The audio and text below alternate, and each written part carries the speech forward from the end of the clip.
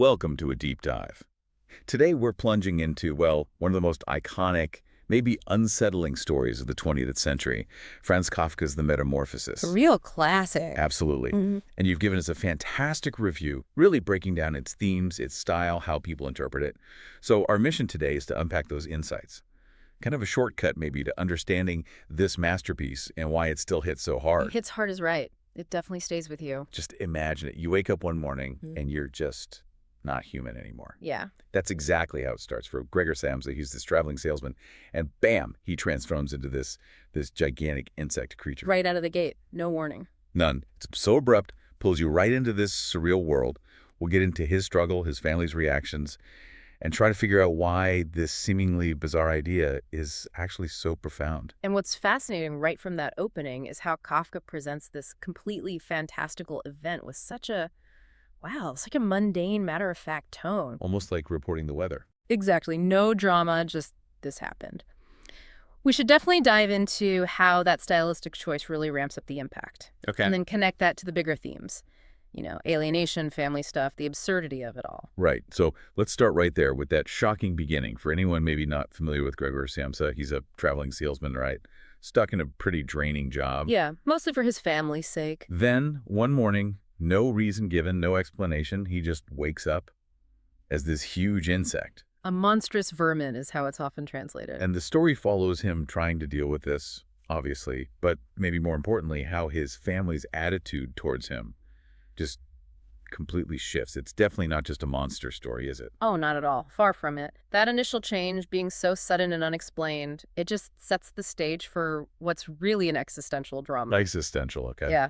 The power isn't really in the why or how he changed Kafka leaves that blank. It's about how this bizarre event forces everyone to confront some really basic human issues. Like what? Like how fast things can change, And how a big change like that just strips away all the pretense. It reveals the truth about relationships, about who we think we are, what society expects.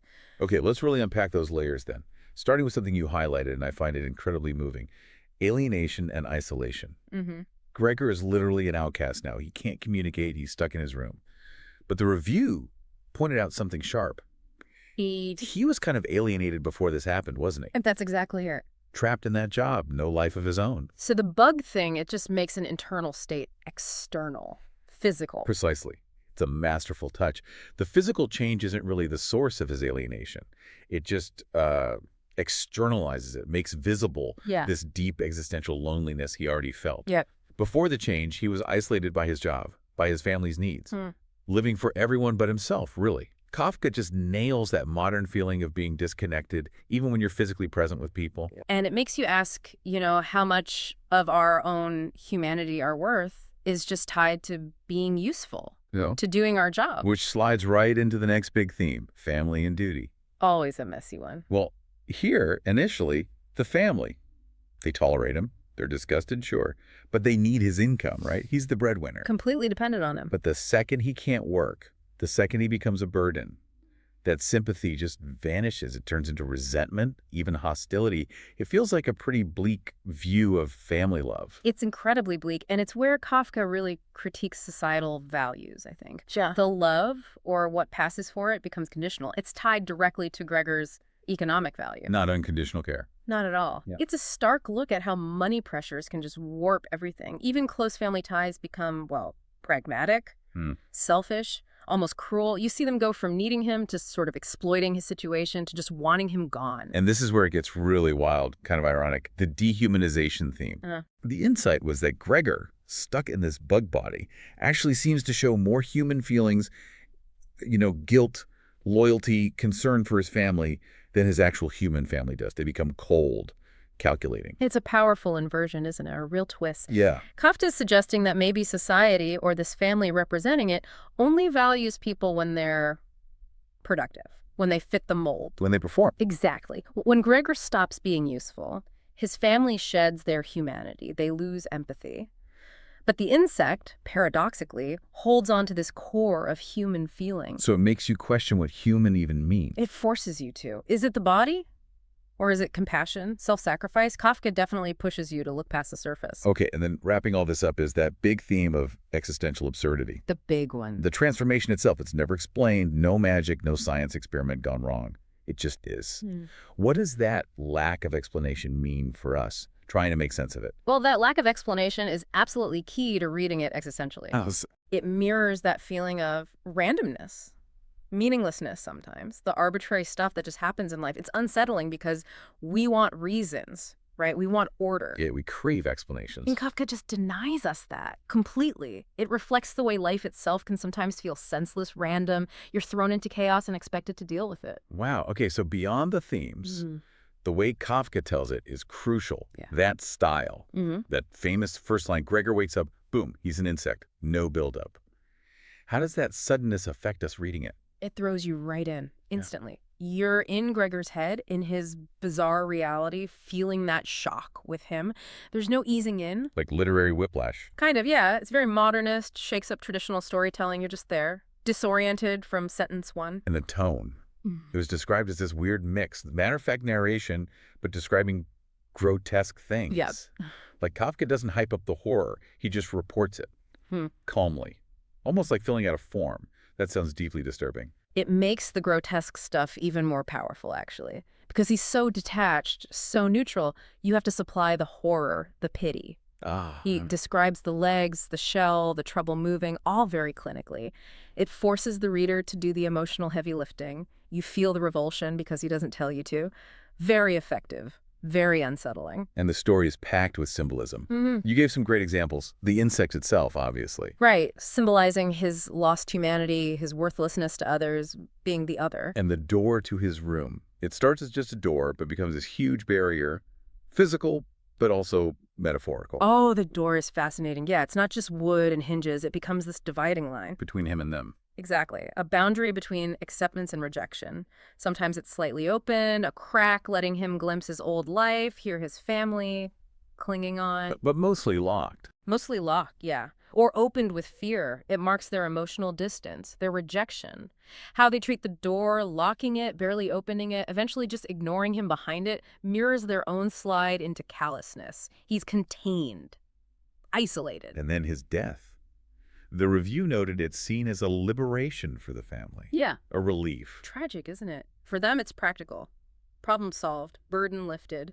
But for Gregor. For Gregor, it's the final erasure, the absolute end of him. It underlines that brutal calculus of usefulness that dictated how they treated him all along. It's just so bleak. Okay, so one reason this story lasts is it supports so many interpretations. You laid out a few key readings. Let's touch on the psychological reading.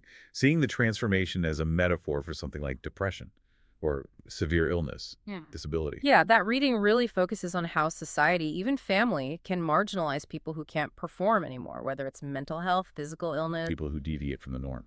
Exactly. It's not just about being a bug. It's about those internal struggles that can make someone feel monstrous, feel like an outcast. The family's shame, wanting to hide him. That reflects society's discomfort with difference, with vulnerability, makes you think about empathy.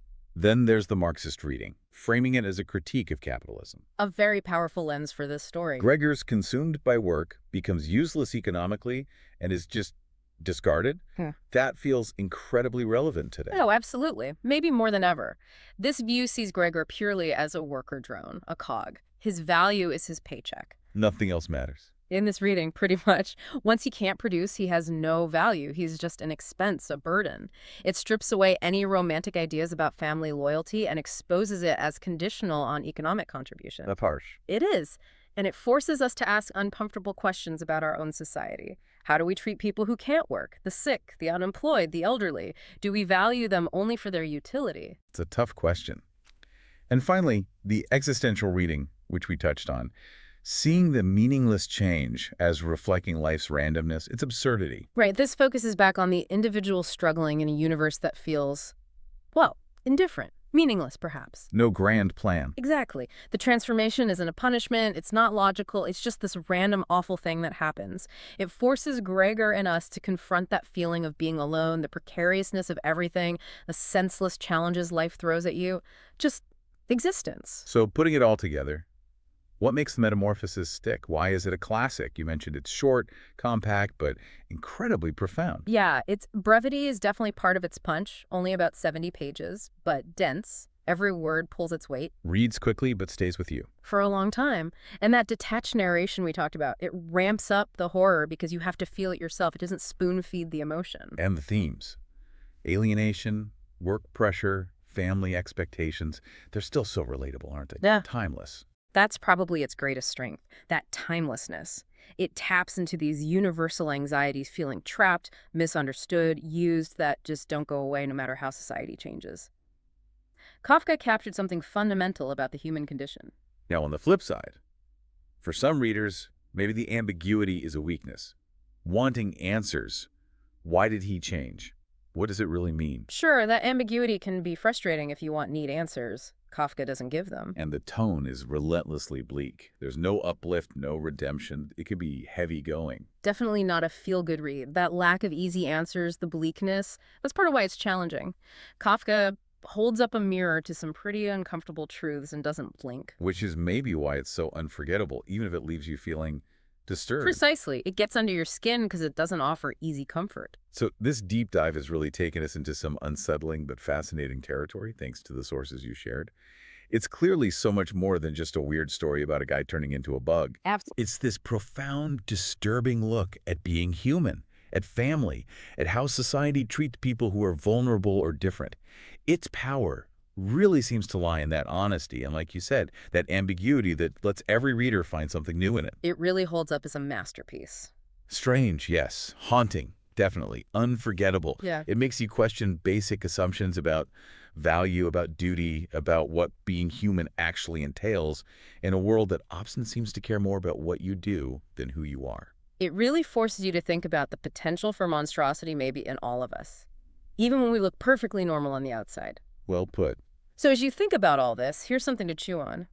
If our worth really is tied so closely to our usefulness, what happens when that usefulness disappears? Suddenly, inexplicably. What kind of insect, what kind of burden could any of us become? And maybe more importantly, how do we react when someone else suddenly can't perform anymore? That's the question Kafka leaves hanging in the air, isn't it? Definitely something worth mulling over.